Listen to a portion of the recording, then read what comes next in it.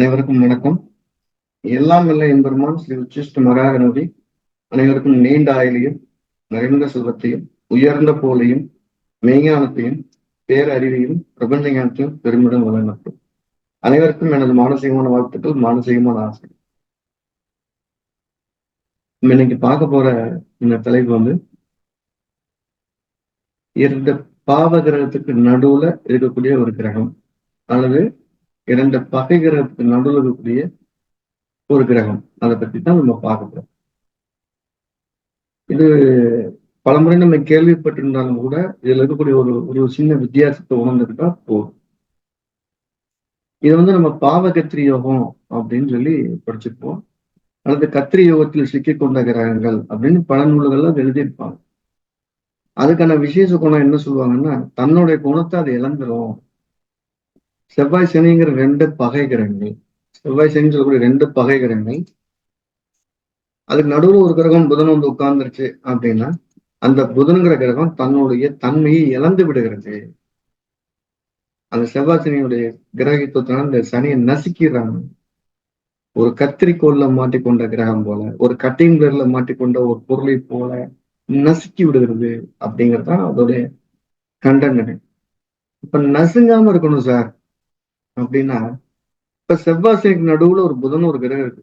அதனால இந்த கிரகச்சேர்க்கை முதல்ல ஒரு யுத்த மனப்பான்மை உள்ள கிரகச்சேர்க்கைன்னு சொல்லலாம். இந்த புதன் செவ்வாயை சார்ந்து போயிட்டா சனியோட பெரிய காயங்கள் இருக்காது. நான் அடிக்கிறதா சொல்ற ஒரு வார்த்தை சொல்லலாம். கத்திரி யோகத்தில் சிக்க கொண்ட கிரகம் செவ்வாய்க்கும் சனிக்கு சண்டை. புதன் வேடிக்கை பார்க்குதுன்னா புதன் கடுமையா பாதிக்கப்படும். சனியே அடிக்கும், செவ்வாய் அடிக்கும். சனி பக்கத்துல போய் புதன் சேர்ந்துட்டு செவ்வாய் ஓங்கி அடிச்சும் சனி விட்டு கொடுத்துரும். அப்ப செவ்வாய் சனி கிட்ட இருக்க நடுவக்கூடிய புதன் செவ்வாயுடைய காரகத்துவத்தையும் பாவகத்திலும் போய் சாதுர்த்தியமா உட்கார்ந்துகிட்டா புதன் பாதுகாப்பாக இருக்கும் அப்படிங்கிறது இங்க படிக்க போற விஷயம். அதுதான் நம்ம சொல்ற விஷயங்கள். இது ரெண்டு கிரகத்துக்கு மட்டும்தான், ரெண்டு பாவங்களுக்கும் தோணும். இப்படி எடுத்துக்கிடுவோம். ஒரு கண்ணில கண் எடுத்துக்குவோம். 7ஆம் அதிபதினு சொல்லக்கூடிய குரு பாதகாதிபதி ஆகிடுறார். 8ஆம் அதிபதினு சொல்லக்கூடிய செவ்வா ஒரு அஷ்டமாதிபதி குணத்தை பிறகு இந்த ரெண்டு பேரும் சேர்ந்து லக்கணத்திலே இருக்காங்கன்னு வச்சு. அந்த ரெண்டு கிரகத்துக்கு நடுவில் லக்கணம் வந்து அந்த ஜாதகம் அந்த ரெண்டு கிரகம் போட்டு அமுத்திக்கிட்டே இருக்கும். இப்ப லக்கண டிகிரி என்னன்னு பாக்குறோம். குரு டிகிரி என்ன? குரு வந்து ஒரு 20ன்னு வச்சுக்கிறோம், செவ்வாய் ஒரு 10ன்னு வச்சுக்கிறோம். லக்னம் 15ல இருந்துச்சுன்னா இவர் குருவுடைய காரகத்தை நோக்கி தன்னுடைய குணங்களை செயல்பட வச்சிருந்தாருன்னா எந்த தொந்தரவும் வராது, பெருசா பாதிக்கப்பட மாட்டார். ஆனா அவரு செவ்வாயோட காரத்தை நோக்கி ஒரு மனத்தை செலுத்தினார்னு வச்சுக்குவோம். தம்பி வேணும், சொத்து வேணும், கொஞ்சம் வீரமா இருக்கணும், எக்ஸசைஸ் பண்ணணும் அப்படின்னு நினைச்சாருன்னா அடி மேல அடி விழுவும். குரு வந்து கும்முன்னு குத்தும், செவ்வாய் வேடிக்கை தான் பா. அப்ப அந்த பாவகத்திரி யோகத்தில் இருக்கக்கூடிய ஒரு கிரகம் அதிக பாவை பெற்ற கிரகத்தை நோக்கி பயணிக்கும் போது பெரிய தொந்தரவு தருவதில்லைங்கிற நம்மளோட விஷயத்தை தான் இங்க பதிவு பண்றோம்.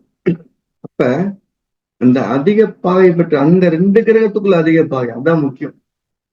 எந்த ரெண்டு பகைகளும் அல்லது ரெண்டு தீய பாவாதிபதிக்கு நடுவில் இருக்கக்கூடிய கிரகத்தை எடுக்கும்போது அந்த ரெண்டு பேத்துக்குள்ள யார் அதிக பாவை அவங்களை தரணும்.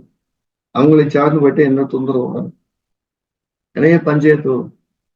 எனக்கும் கணவருக்கும் சண்டை, யார் பக்கம் நிக்கிறது. ஒரு மருமையனுக்கும் மாமனாருக்கும் சண்டை அப்படின்னா சூரியன் சனி சேர்க்கு. சூரியன் அதிக பாவை பெற்ற கிரகம் அப்படின்னா அந்த இடத்துல மாமனார் பக்கம்தான் நடுவில் நிக்கிற கிரகம்னு சொல்லணும். மகன் வேணும்னு அந்த சனி நோக்கி பயணிச்சாருன்னா அந்த குடும்பம் பிரிஞ்சு போகுது. அப்ப அந்த இடத்துல பகை கிரகமானு பாக்குறோம், இல்ல ரெண்டு தீய பாவத்தின் அதிபதிகளான்னு பாக்குறோம். அதுக்கு நடுவுல கிரகம் இருந்துச்சுன்னா அந்த அதிக பாவை பெற்ற கிரகத்தை எடுத்துக்கலாம். சார் ராகு செவ்வாய் இருக்கு, ராகு நேரத்துல அதிக பாவை செவ்வாய் நோக்கி வருதுன்னா ராகு நோக்கி ஒரு போனா கடியில சார் விழுந்துரும் அப்படின்னு கேள்வி வந்தா கூட செவ்வாய் நோக்கி போகும்போது கிடைக்கிற அடியை விட ராகு நோக்கி போகக்கூடிய அடி ரொம்ப குறைவா இருக்கும், ரொம்ப குறைவா இருக்கும். அந்த ராகுவை நடுவில் இருக்கக்கூடிய புதன்கிற கிரகம் ஏத்துக்கிட்டா. உதாரணமா செவ்வாய், அதுக்கடுத்து புதன், அதுக்கடுத்து ராகு இருக்குன்னு வச்சுக்கணும்.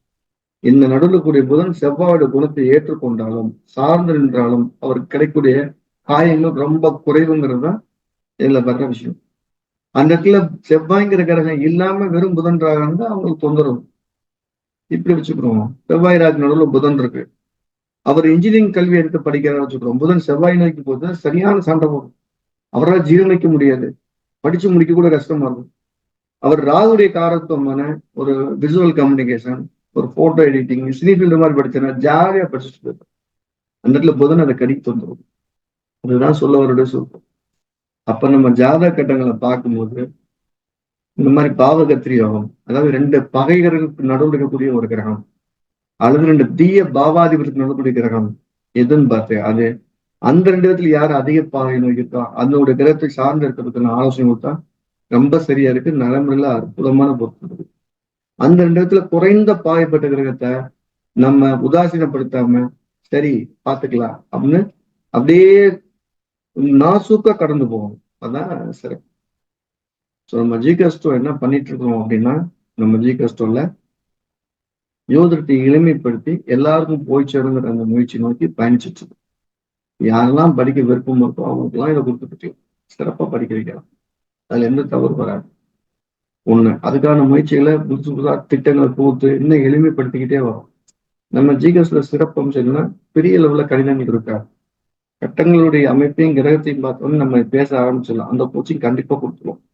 உங்களோட பயிற்சியும் முயற்சியும் இருந்ததுன்னா நீங்க மிகச்சிறந்த ஒரு ஜோதிடரா வர முடியுங்களா, எனக்கு எந்த மாற்று கருத்தும் கிடையாது. அதெல்லாம் ஜோசியம் படிச்சதுக்கு பின்னால இன்னும் கூடுதல் ஆய்வுகள்லாம் செய்யணும். சிறப்பு பேச்சு வகுப்பு நடத்திட்டு வரும்.